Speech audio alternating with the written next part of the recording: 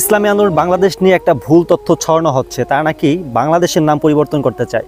এই নিউজ আগ্রাসন ইসলামপন্থীদের সবচেয়ে ক্ষতি করতেছে। আসুন দেখি তারা মূলত কী প্রস্তাবটা দিয়েছিল।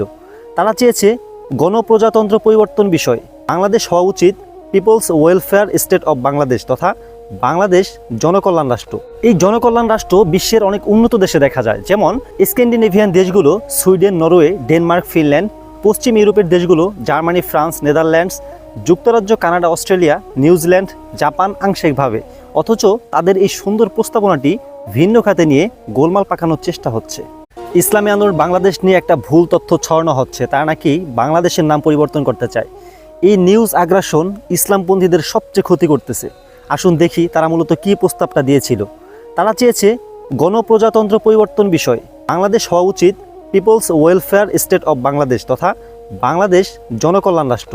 এই জনকল্যাণ রাষ্ট্র বিশ্বের অনেক উন্নত দেশে দেখা যায়, যেমন স্ক্যান্ডিনেভিয়ান দেশগুলো সুইডেন, নরওয়ে, ডেনমার্ক, ফিনল্যান্ড, পশ্চিম ইউরোপের দেশগুলো জার্মানি, ফ্রান্স, নেদারল্যান্ডস, যুক্তরাজ্য, কানাডা, অস্ট্রেলিয়া, নিউজিল্যান্ড, জাপান আংশিকভাবে।